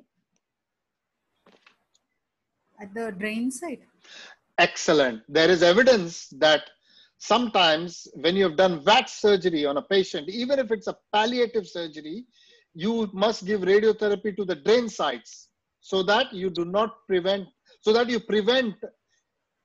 extrathoracic growth of the tumor. Okay. Did you understand this? Can somebody just summarize now quickly all 4 or 5 indications? Simran, you can take it if you want to. So palliative radiotherapy is given in chest wall involvement. For management of pain. Don't forget the second line. Yeah, for management of pain. Good. So spinal involvement where there's impending collapse. Then brain metastasis and drain site after VATS for prevention of extra pleural extension. Yeah, don't come up with brain first. Okay, talk about chest first. Brain is not a usual thing to give mesothelioma. Mesothelioma does not metastasize to the brain that easily. So don't jump into brain. That I accepted that because he gave me an answer, but those are not the common indications. Okay, and again, esophageal is not common. You don't get entrapment of the esophagus. It can happen, but never ever. Definitive radiotherapy is never used alone. For unresectable mesothelioma. Okay, so what is the treatment of unresectable mesothelioma? Unresectable mesothelioma, what is the treatment? Chemotherapy. Chemotherapy. So what chemotherapy would you do? How would you give chemotherapy? What are the various ways you can use chemotherapy in this patient? I'm not talking about the drugs. I'm just talking about how would you use chemotherapy in this patient? So one is systemic chemotherapy with yeah. So primary chemotherapy treatment. Good. So primary chemotherapy. What else? in intrathoracic installation. So trimodality therapy with surgery. So that is the second one. Okay, for patients who refuse surgery, and intrathoracic installation. Okay, so high pack and high torque. All right. Okay, good. Look at this slide. This is an important slide. Okay. Again, look here. You can use it as a neoadjuvant, or you can use it as an adjuvant. Somebody tell me the difference between neoadjuvant and adjuvant. So neoadjuvant is given before the surgery and adjuvant is given after the surgery. Okay. So now my question to you is, Danesh, since you came in, what are the surgical options available for this patient if he was operable? Then there's a pleurectomy and extrapleural pneumonectomy, sir. So pleurectomy and what? What is the full operation? Yeah, so it's called as pleurectomy and decortication or extrapleural pneumonectomy. Okay. So know this. So now look at this, okay? So treatment options available for mesothelioma are, the question that an MDT will ask is surgery possible? This is an important slide. This tells you exactly how you treat a patient with the mesothelioma. So first question that the MDT asks is surgery possible? If the answer is yes, then you start with neoadjuvant chemotherapy and then you offer him surgery, either pleurectomy decortication or extrapleural pneumonectomy, and you may or may not offer radiation therapy. What is this modality called as? The top line, what is that called as? I just used the word earlier. Trimodal. This is the trimodality treatment, okay? So chemotherapy, surgery, followed by radiotherapy. That's one thing. If the MDT says that the patient is not fit for surgery or surgery is not possible in this patient, then you go directly for systemic chemotherapy as a primary treatment, okay? And then there are other options available where you can offer surgery first and follow it with chemotherapy. So both of these options are available, okay? The treatment options can be discussed in the MDT. There are many reasons why we would do one over the other. And also most of these treatments are done as a part of clinical trials, okay? A lot of this surgery and a lot of treatment of mesothelioma is done as a part of clinical trial. So sometimes the clinical trial may be looking at adjuvant chemotherapy rather than neoadjuvant chemotherapy, okay? So sometimes you might offer surgery first and follow it with chemotherapy, or if it's a fit guy, you would do sequential chemo and radiotherapy. So there are many modalities available. Of course, if he is not fit for surgery, chemotherapy is the answer. Did this make sense? This slide is the answer for all management of mesothelioma. Yes or no, guys? Did you understand this slide or no? Yes, sir. Yes, sir. Don't read anything else. Just read this slide. And this will give you a clear understanding of management of mesothelioma. And when you discuss with me, so you should ask in the question, in the MDT, is surgery possible? Yes or no? If surgery is possible, then you have two options. You can give neoadjuvant chemotherapy or you can give adjuvant chemotherapy. Yeah. The surgeries are pleurectomy and decortication or extrapleural pneumonectomy. These are the two surgeries that are available. If you go trimodality, then you can follow it with radiation therapy. That is the post-operative. So this is a trimodality management. Sometimes if the patient is fit, you don't just give chemotherapy, you give sequential chemotherapy plus radiotherapy. And this decision of whether to go down this pathway or go down this pathway depends upon the histology of the patient, the differentiation of the histology, depends upon the fitness of the patient, and depends upon the fact that he is in a clinical trial or not. Okay? Is this clear or no? Yes, sir. So this is the whole slide. This is very confusing if you don't understand the details of the slide. So to make it easy, this is what has been put up. Okay? So this is what you have to understand. Either this slide or this slide. As long as you understand one of the two slides, you will be able to answer every question in management of mesothelioma. Is this clear? Yes or no? Yes. Yes, Hello? sir. Hello? Yes, Yes, sir. sir. Okay. All right. Is it getting too much? Is it getting boring? No, sir. Okay. Very, very poor response, but I will have to It's continue on. interesting, sir. If you want, I can stop and move on to asking questions for something else. But I think since we have done mesothelioma, let's just finish mesothelioma. What are the agents? Give me some agents. Name some agents for me. So cisplatin, pemetrexed, bevacizumab, and then pembrolizumab and nivolumab. Okay. So this is all indication. All right. Where am I? So this is all trimodal. This is all the same thing which I showed you earlier. It is all part of that. Okay. Now, the next question I want to ask you is here. Let me go back. Okay. So what are the local therapies for mesothelioma that you know of?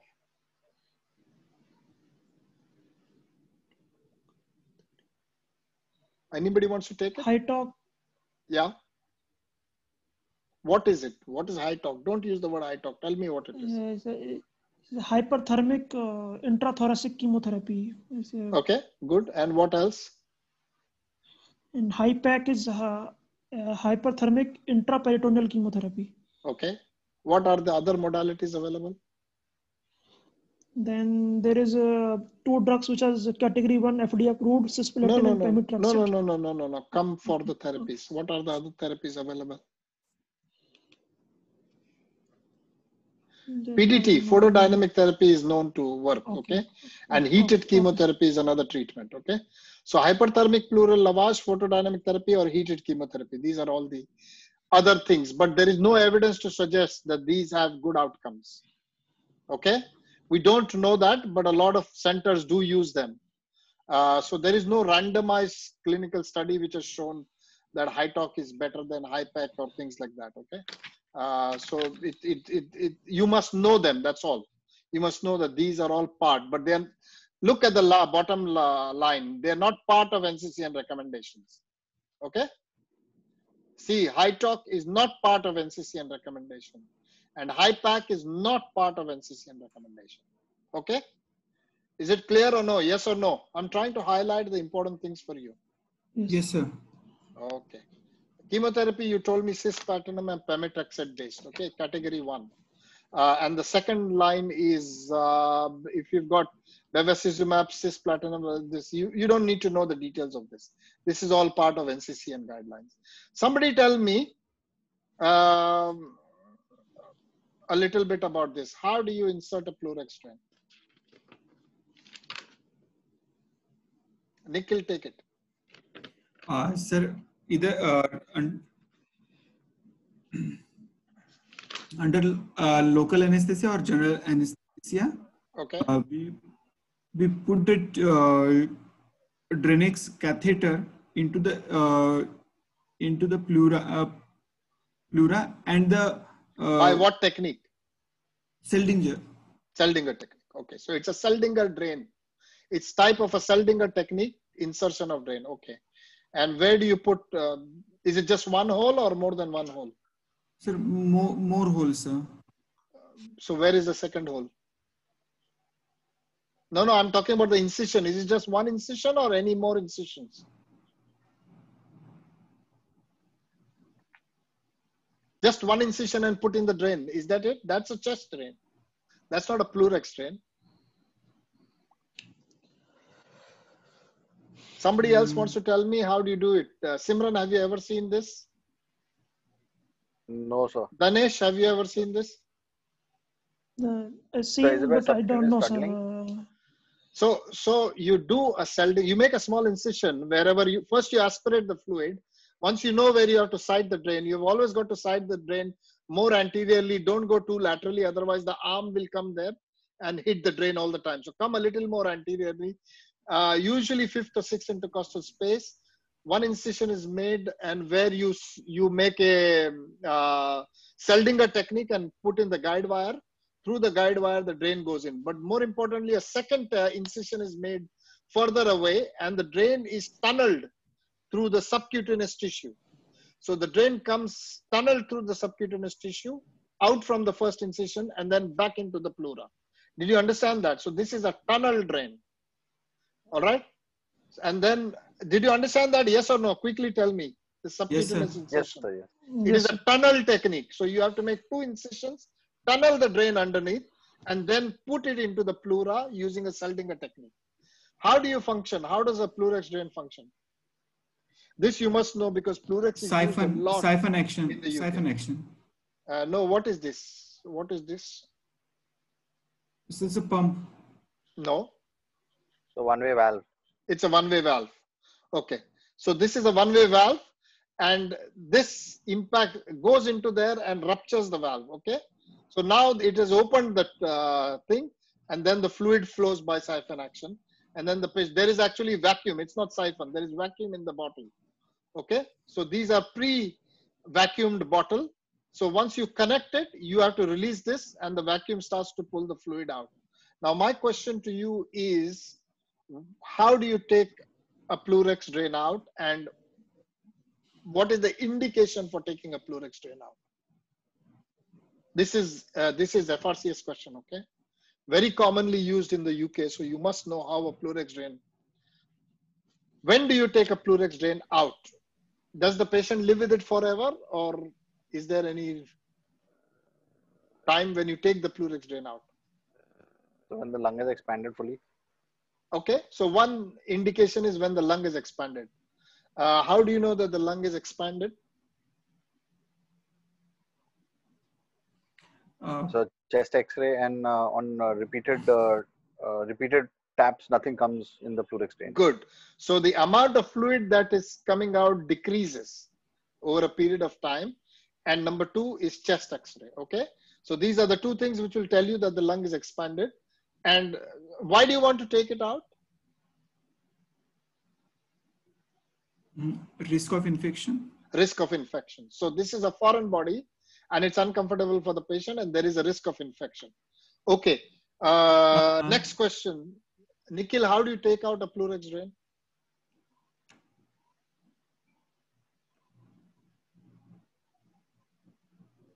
No idea.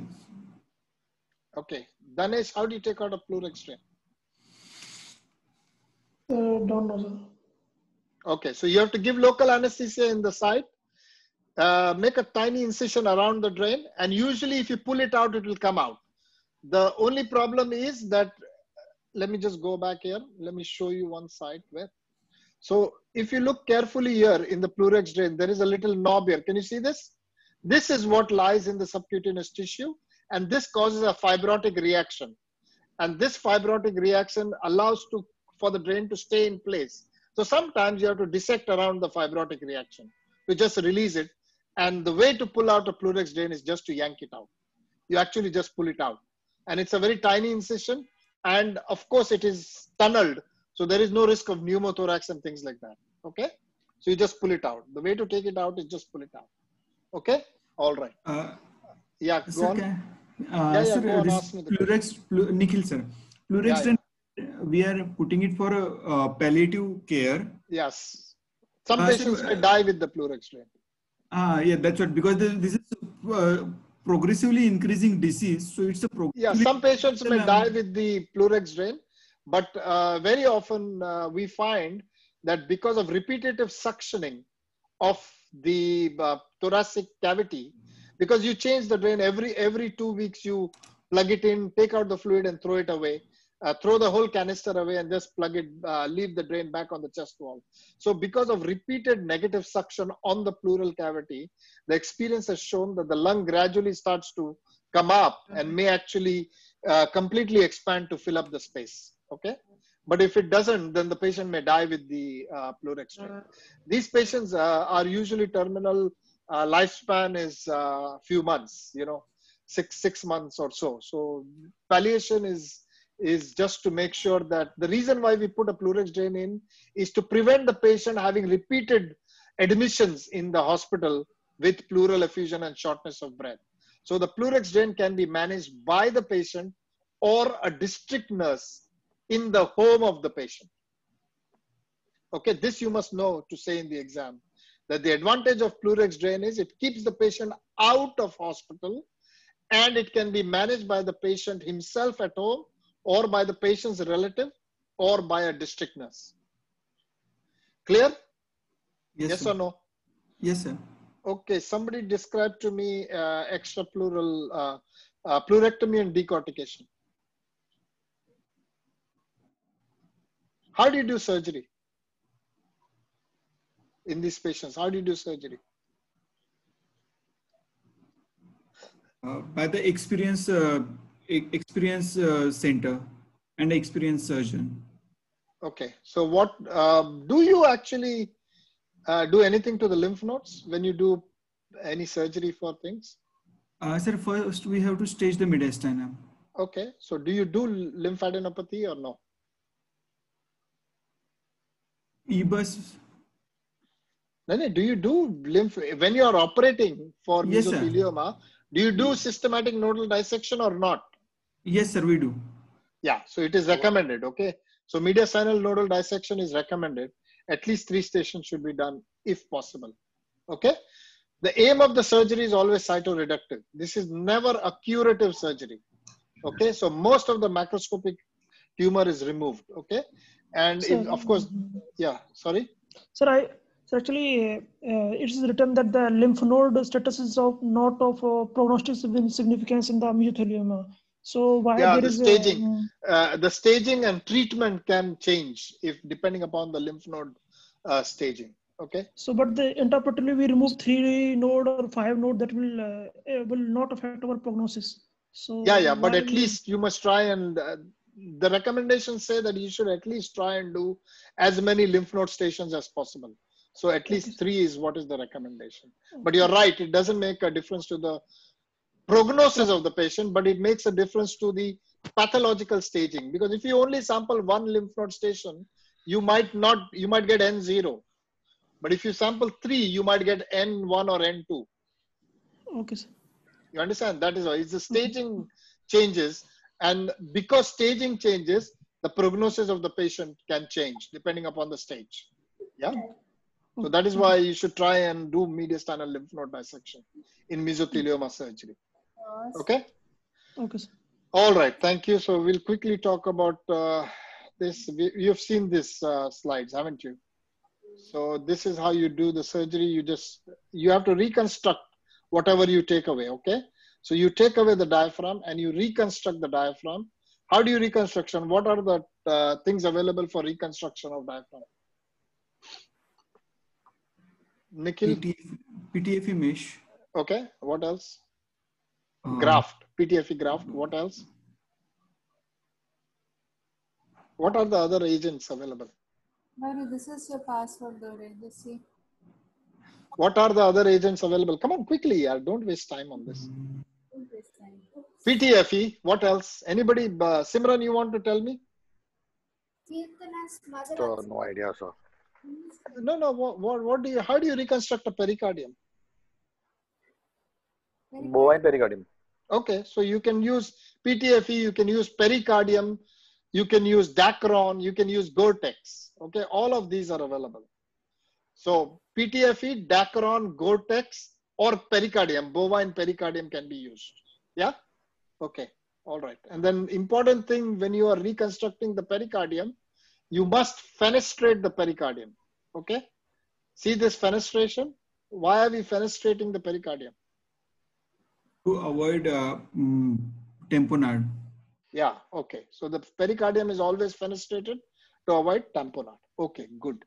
I'm not going to ask you too much questions about extrapleural pneumonectomy. So this is the final finished product. Can you see this? Hello? Yes, sir. Yes, Yeah, sir. so this is diaphragm and this is the pericardium. Okay. And you can use any of these things. Okay, I think we have discussed this in quite a lot of detail. What is the time? We're almost there. Okay. I don't want to go into details of radiotherapy because you may not know too much details. What are poor prognostic factors for mesothelioma? Stage of the Histology, disease. sir. Histology is first, sir. Okay, what else? Performance status, stage of disease. Yeah.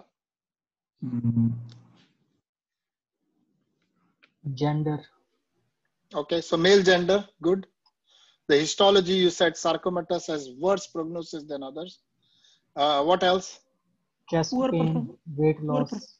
Presence of symptoms like chest pain, very good. What else?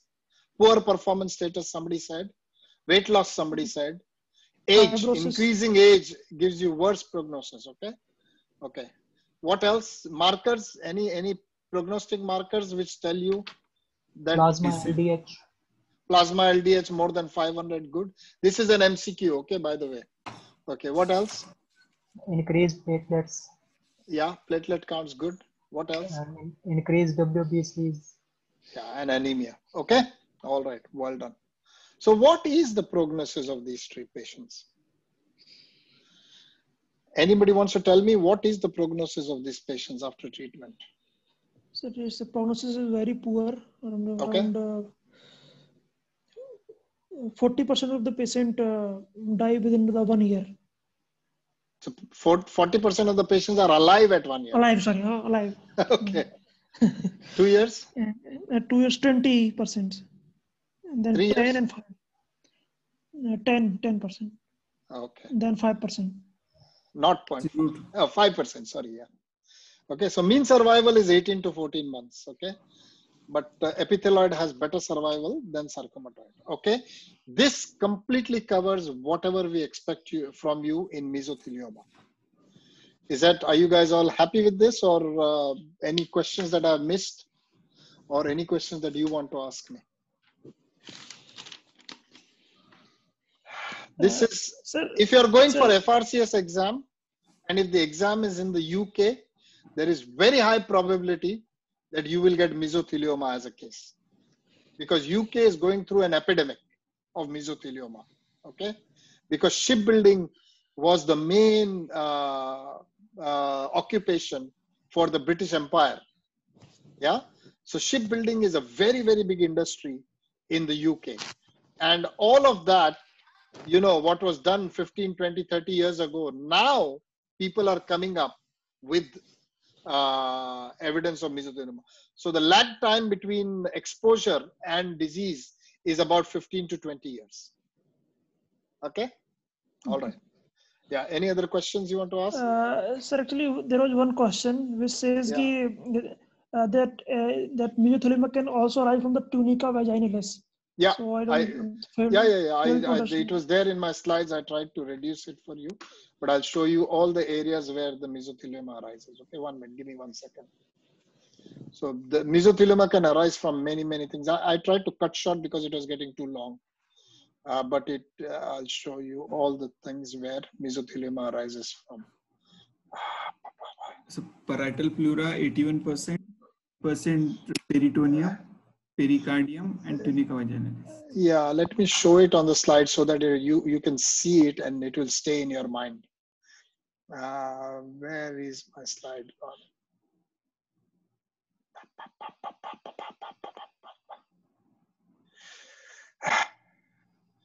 Sorry, I can't seem to find it now. My brain has gone. I don't know about you, but my brain has stopped functioning. So, but any specific reason why it's arise from that? No, anywhere, wherever there is an epithelium, okay. Wherever there is an epithelium, there is potential for mesothelioma to arise. So the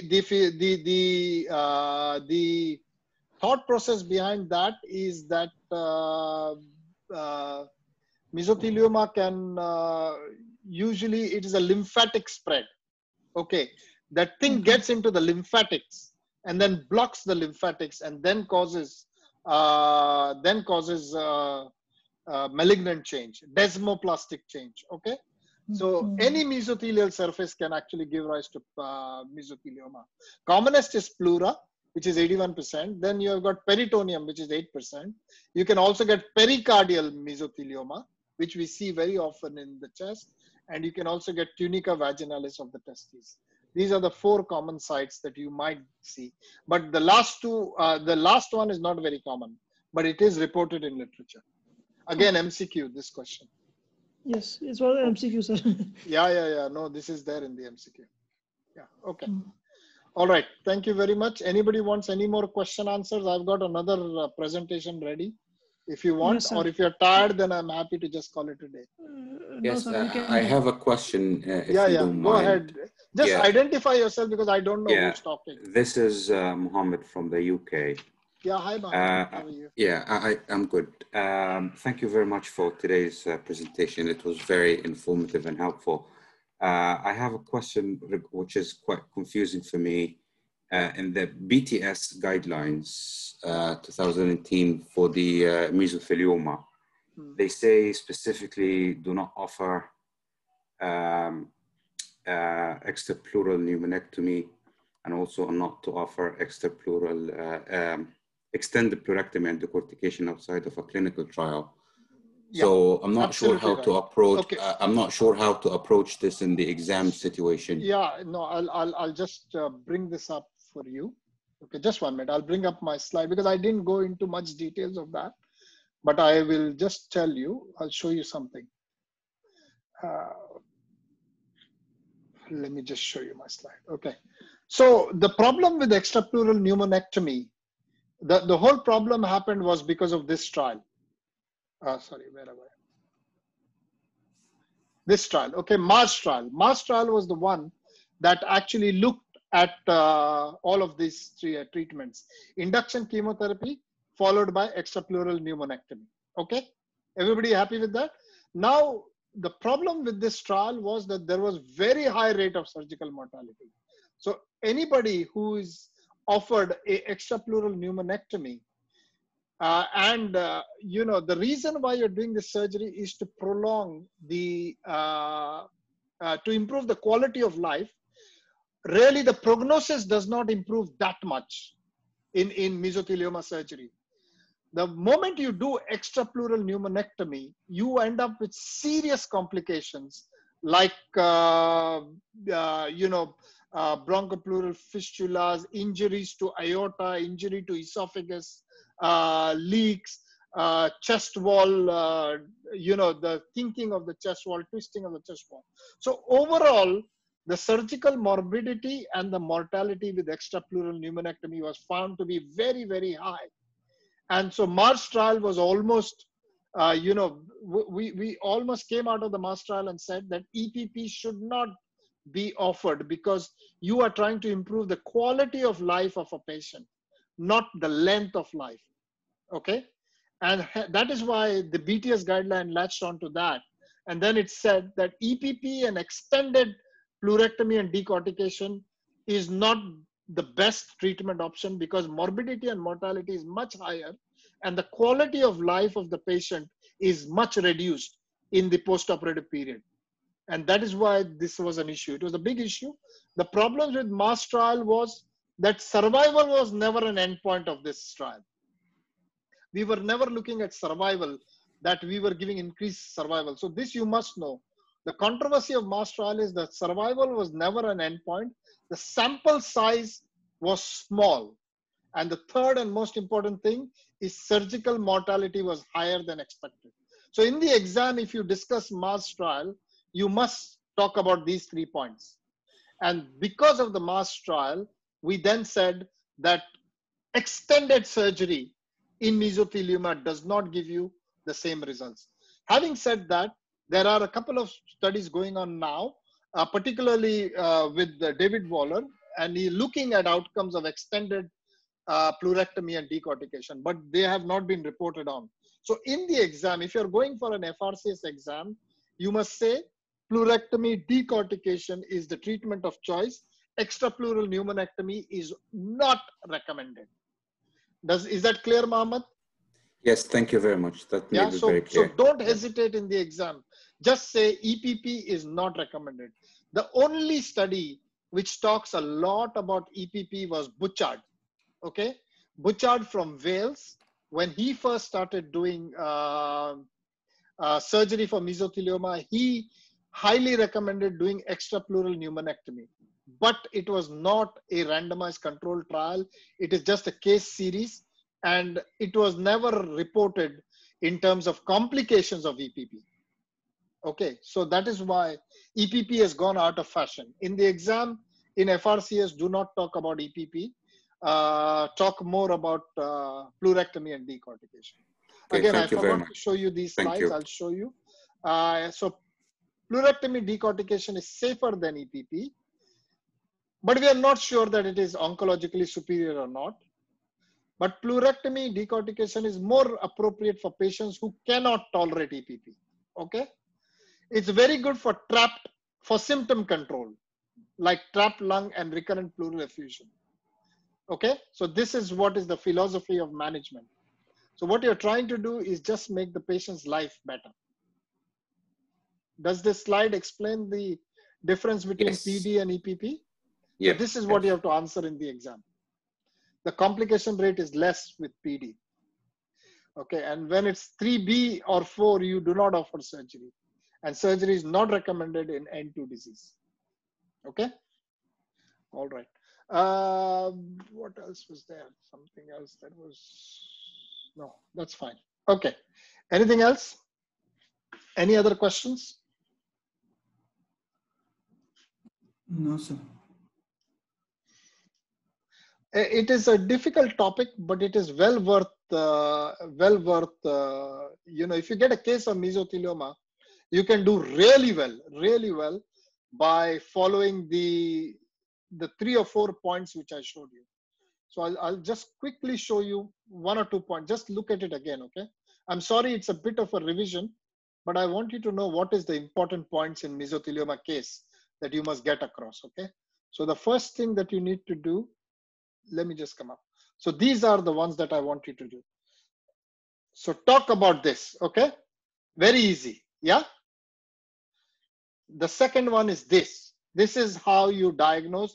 This is how you work it up. The third one is this, okay? These are the guidelines that are recommended. The fourth one is here, okay? How do you stage the tumor? You must know this. If you know this, that is good enough. These are patient charts for mesothelioma. Then the subtypes of mesothelioma are important. You need to know what are the subtypes of mesothelioma. And this is the management. Okay? Is it clear? The 6 or 7 slides that I showed you? So if you know these 7 slides, everybody will be happy with you. Okay? And if you want to know a little bit about chemotherapy, then that's the slide, guide 8. Go to NCCN and download it. This guide is available for download. So if you just go from guide 1 to guide 8, the whole of mesothelioma is beautifully covered, and that is all I expect you to be able to answer in the exam. Okay, that guide 6 got a bit changed. Okay, sorry about the order. Yeah, you don't need to know anything more than this. So that's mesothelioma in a nutshell. Thank you. Hardly a nutshell. All right. Thank you, sir. Thank you. Did we record this, by the way, or not? I don't know. So we Yes, have sir, to stop recording. We have to stop the recording. Am I recording? Yes, sir.